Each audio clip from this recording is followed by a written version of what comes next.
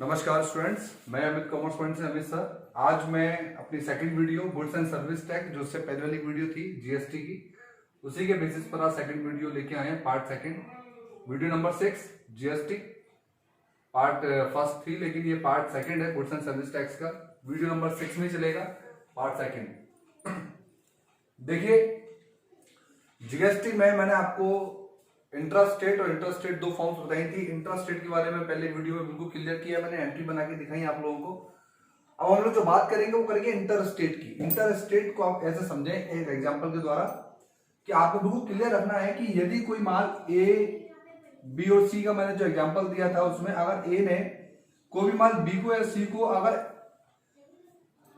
कोई भी गुड्स, कोई भी एसेट्स, कोई भी सर्विस अगर बाउंड्री अपनी एक स्टेट की बाउंड्री के अंदर दी है तो सीजीएसटी और एसजीएसटी चार्ज कर लो, और उसी को कहेंगे आप लोग इंट्रा स्टेट। और इंटर स्टेट के अंदर यदि वो बाउंड्री से बाहर दी है, जैसे मान लीजिए मैं राजस्थान में रहता हूं, मैंने राजस्थान से कोई माल बॉम्बे भेजा, तो जब स्टेट चेंज हो जाएंगे, जब दिल्ली से कोई माल बॉम्बे जा रहा है या कोई दिल्ली से माल राजस्थान जा रहा है या दिल्ली से मुंबई जा रहा है, तो आप समझ जाए कि दिल्ली टू दिल्ली नहीं जा रहा है, तो ऐसी कंडीशन में आईजीएसटी चार्ज होगा। उस कंडीशन में सेंट्रल गवर्नमेंट अपना शेयर लेगी, स्टेट गवर्नमेंट अपना शेयर लेगी, और इस कंडीशन में आईजीएसटी चार्ज होगा। ये आईजीएसटी के अंदर दोनों चीज जुड़ी हुई है, सीजीएसटी और एसजीएसटी। इसको भी दो ही गवर्नमेंट ले रही है, सेंट्रल गवर्नमेंट और स्टेट गवर्नमेंट, लेकिन इंटीग्रेटेड दोनों जोड़ के चार्ज हो रहा है, ये आपको समझना होगा। और इस पर भी वही रूल चलेंगे, परचेज और सेल्स, और इसमें भी दो चीज होगी, इनपुट आईजीएसटी और आउटपुट आईजीएसटी। देखिए आप समझिए चीज को। पहली चीज इंट्रा और इंटर स्टेट दोनों अलग हो गए, उसमें भी दो फॉर्म्स हो गई, इनपुट और आउटपुट। इनपुट और आउटपुट के अंदर भी तीन चीजें, सीजीएसटी, एसजीएसटी और आईजीएसटी। तीन डेबिट हो रहे हैं, तीन क्रेडिट हो रहे हैं, ये आपको समझना है। अब तीन जो क्रेडिट हो रहे हैं, तीन डेबिट हो रहे हैं, उसमें भी देखना है कि आउटपुट और इनपुट। अब जो आउटपुट है वो क्रेडिट हो रहा है, इनपुट है वो क्या हो रहा है, डेबिट हो रहा है। डेबिट का मतलब पेड हो रहा है और आउटपुट का मतलब एसेट्स है।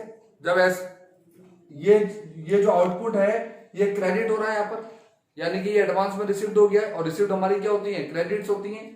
जब हम इनका सेटलमेंट करेंगे तो सेटलमेंट पर जो क्रेडिट है वो डेबिट हो जाएगा और डेबिट वाला क्रेडिट होगा। ये देखा जाएगा कि आउटपुट में कितना आया, और डेबिट का मतलब ये कि कितना गया, कितना पे किया, और जो बचा है वो टू बैंक, यानी कि बैंक में रिफंड हो जाएगा, जो सरकार रिफंड कर देगी। मैं जब सेटलमेंट की एंट्री करवाऊंगा तब बताऊंगा। अभी मैंने आपको थोड़ा बहुत समझा दिया कि किस तरीके से इंट्रा और इंटर स्टेट को समझना है। वीडियो को हम ज्यादा बड़ा करेंगे तो बेटा बहुत बड़ा टॉपिक हो जाएगा, इसलिए आपको शॉर्ट ट्रिक में समझा रहा हूं मैं। Goods and service tax. Goods में मैं ये चार चीज बता रहा हूं, purchase, sales, purchase return, sales return. और गुड्स के अलावा यहां पर एक शब्द मैं और जोड़ूंगा, एसेट्स। एसेट्स में ये नहीं, एसेट्स में मैंने दो जोड़ी है, परचेज और सेल्स, यानी कि हम खरीदते भी हैं और बेचते भी हैं। गुड्स में मैंने यहाँ पर चार चीज ली है। इनके अलावा मैंने गुड्स में कुछ सर्विसेज के तौर पर मैंने शामिल किया है, वो मैं अभी एंट्री में बताने वाला हूं। चलते हम लोग परचेज की एंट्री की तरफ। देखिए, परचेज दो तरीके से करते हैं और सेल भी दो तरीके से करते हैं। एक तो नगद में सेल करते हैं, नगद में परचेज करते हैं, और नगद में एक बार हम लोग सेल करते हैं। और हम लोग परचेज भी हम लोग दो टाइप से करते हैं, कैश और क्रेडिट, और सेल भी दो टाइप से करते हैं, कैश और क्रेडिट। देखिए, कैश और चेक के जो ट्रांजेक्शन है दोनों में, देखिए यहाँ पर लायबिलिटी नहीं बढ़ती है, क्योंकि व्यक्ति आता है, आप नगद बेचते हैं, वो नगद खरीदता है।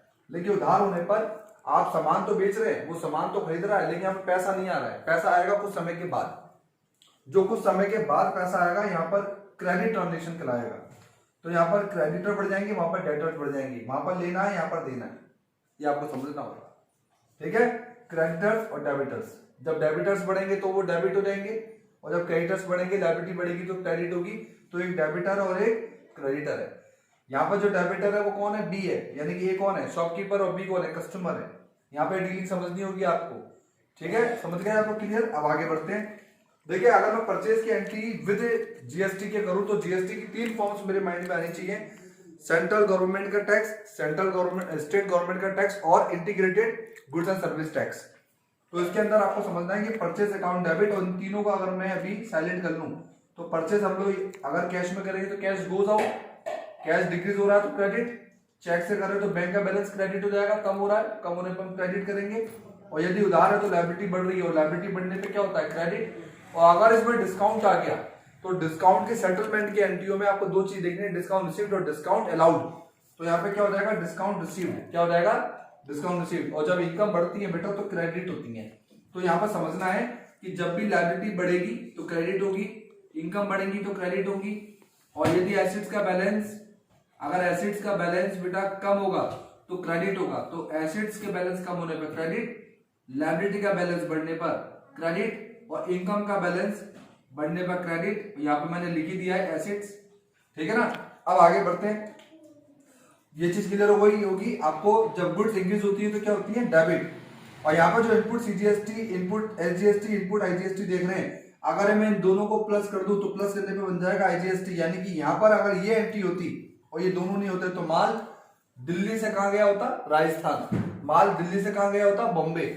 और यदि दिल्ली से दिल्ली में ही दो स्टेट एक ही है लेकिन कॉलोनी दो हो सकती है, मार्केट के नाम अलग हो सकते हैं, तो उस कंडीशन पर एसजीएसटी और सीजीएसटी आता। कुछ शेयर कहा जाता सेंट्रल गवर्नमेंट के पास, कुछ शेयर कहा जाता स्टेट गवर्नमेंट के पास। ये चीज ये मैं बताना चाह रहा हूं, ठीक है। तो ये मैंने आपको एंट्री बताया कि इनपुट का मतलब होता है पेड, ठीक है, वहां का मतलब क्या है, रिसीव्ड, ठीक। तो ये पेड है, वो रिसीव्ड है। अगर रिसीव्ड ज्यादा हो गया तो पेड में से लेस करके जो बचेगा वो आपके खाते में ट्रांसफर हो जाएगा। इतना सा सीधा समझो, ज्यादा कॉम्प्लेक्स नहीं बनना है, कॉम्प्लेक्सिटी में नहीं जाना, बिल्कुल इजी समझो। इसी एंट्री को अगर मैं चेंज कर देता तो देखो यहाँ पे क्रेडिटर का मतलब उधार हो गया, नगद का मतलब कैश हो गया, चेक का मतलब बैंक हो गया, ठीक है। और ये एंट्रीज आपको जो मैं आगे क्वेश्चन कराऊंगा उसमें आएगी। अब इसी को चेंज करके सेल्स बना दो। सेल्स भी दो टाइप्स होते हैं, कैश और सेल्स। कैश और क्रेडिट में चेंज कर दो। जो यहाँ पर जा रहा है, दो कैश यहाँ पर कम हो रहा है, यहाँ बढ़ रहा है। यहाँ पर बैंक से पेमेंट जा रहा है, यहाँ आ रहा है। यहाँ पर क्रेडिटर्स है, यहाँ डेटर्स है, एक देने वाला और एक लेने वाला, ठीक है। यहाँ पर हम दो व्यक्ति हैं, मान लो ए और बी, दो है, एक के पास से कैश आ रहा है और एक के पास से कैश जा रहा है। एक के पास से बैंक का बैलेंस कम हो रहा है, एक के पास बढ़ रहा है, तो डबल एस्पेक्ट ऑफ सिस्टम चल रहा है। तो जो क्रेडिट है वो क्या है, डेबिट है, और जो डेबिट है वो क्रेडिट है। परचेज क्या बन गई, सेल्स। इनपुट क्या बन गया, आउटपुट। इनपुट क्या बन गया, आउटपुट। इनपुट क्या बन गया, आउटपुट। तो यहाँ पे बन गया इनपुट, यहाँ पे बन गया आउटपुट। आउटपुट का मतलब कलेक्ट करना, इनपुट का मतलब पेड करना। क्लियर हो गया। अब ये जो सीजीएसटी, एजीएसटी, आईजीएसटी आप समझ गए कि जब भी सेल्स आएगा आप आउटपुट शो करेंगे, परचेज आएगा तो इनपुट शो करेंगे। आई थिंक आपको समझ में आ गया होगा।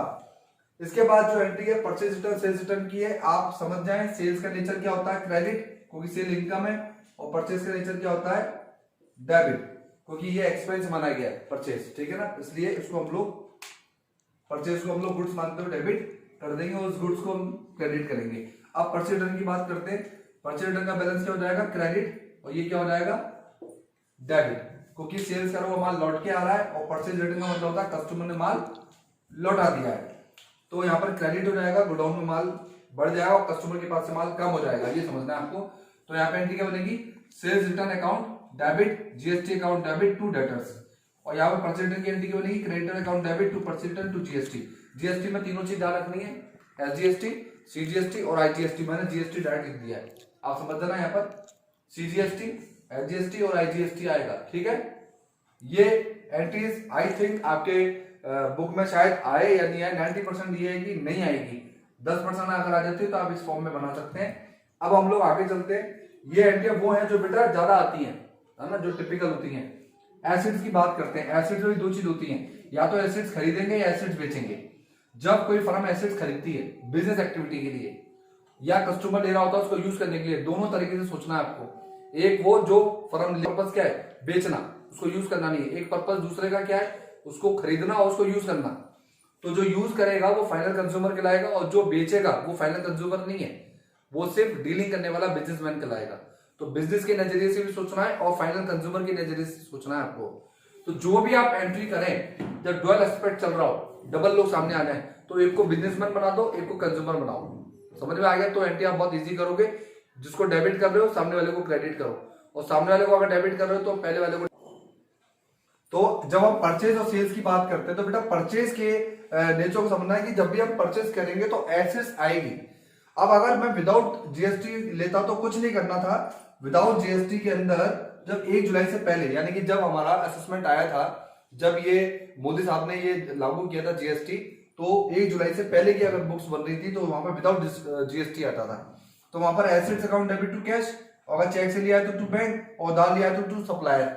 लेकिन अगर जीएसटी आ गया 1 जुलाई के बाद की एंट्री जो बनी उस कोर्स में आपके इनपुट आ गया, यानी कि आप जो भी चीज बिकेगी, जो भी चीज खरीदी जाएगी, जो भी ट्रांजेक्शन होंगे गुड्स में हो, चाहे वो आपके सर्विस में हो, चाहे वो आपके परचेज एसेट्स में हो, उस पर टैक्सेस देना होगा, गवर्नमेंट को टैक्स देना होगा आपको।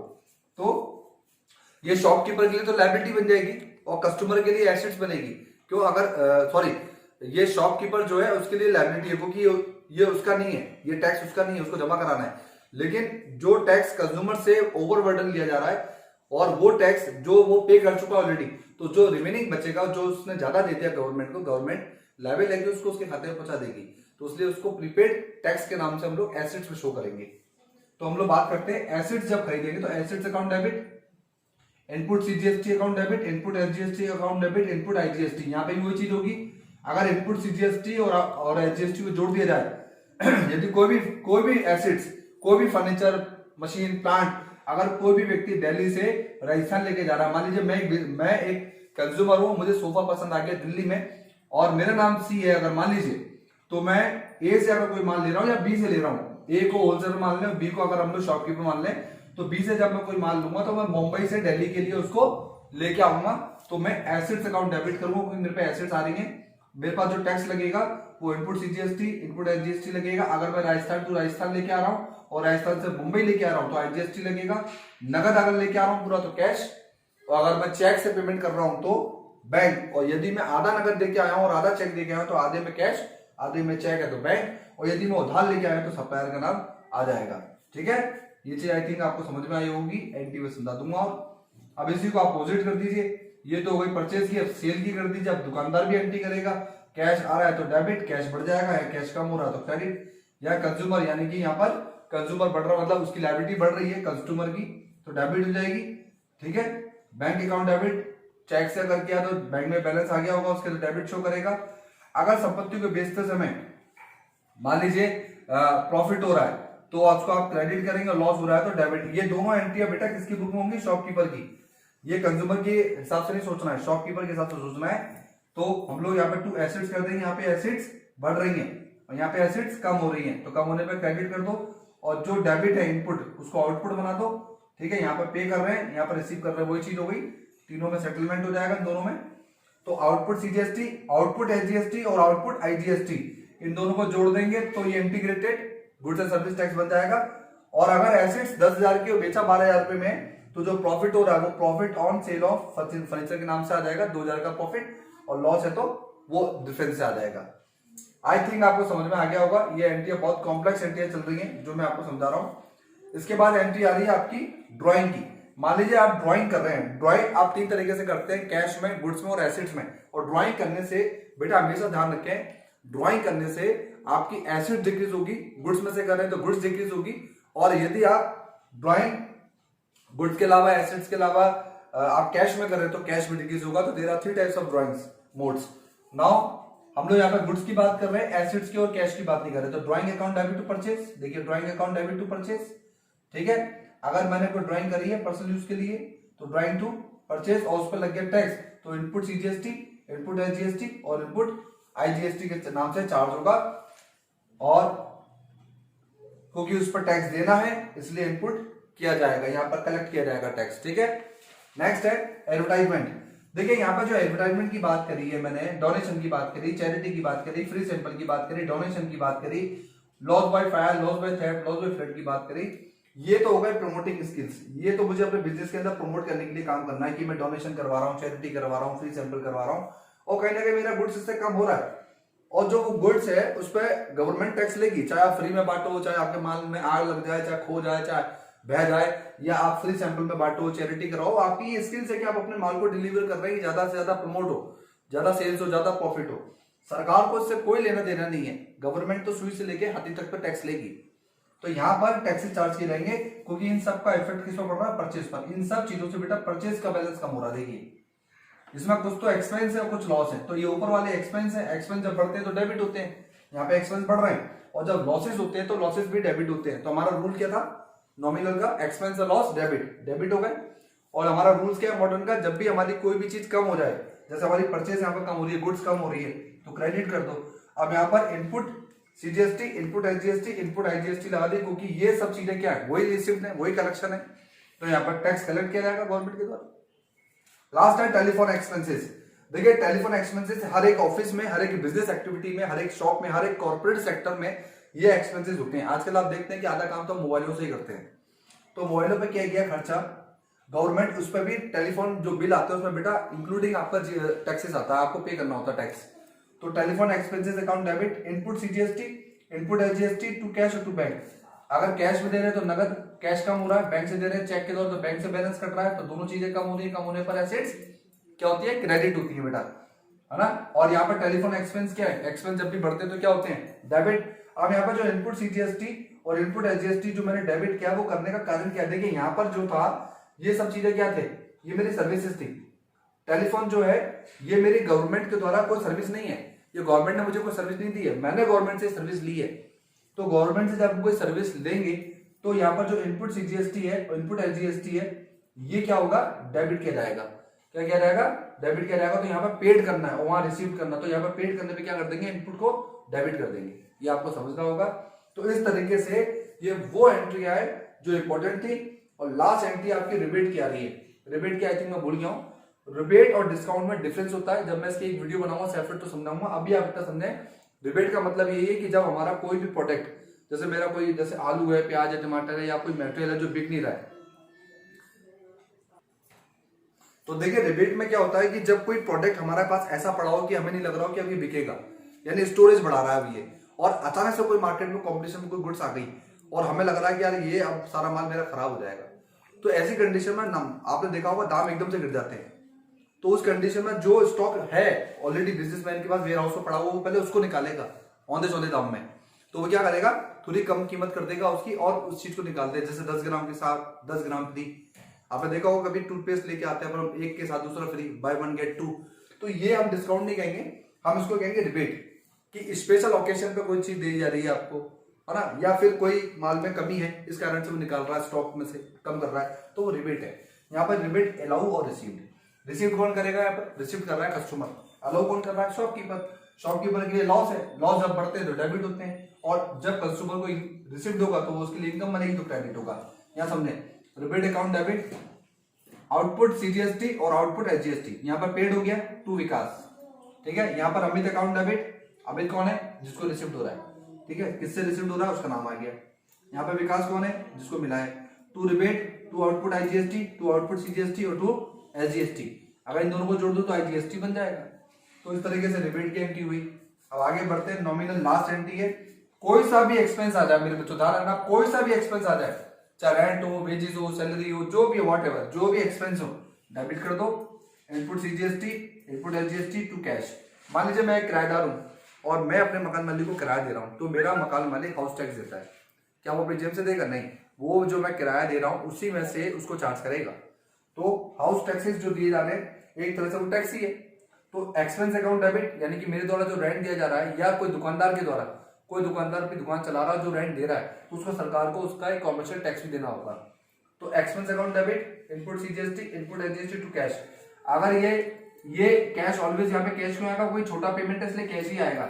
अगर किराया बड़ा भारी है, बड़ा पेमेंट है, तो हो सकता है कि वहां पर चेक लगा दे तो बैंक आ जाए और यहाँ पर ये पेड हो चुका है। तो सारी एंट्री में देख लो, जब भी डेबिट होगा तो पेड करना है और जब भी क्रेडिट होगा जीएसटी तो आपको उसको कलेक्ट करना है।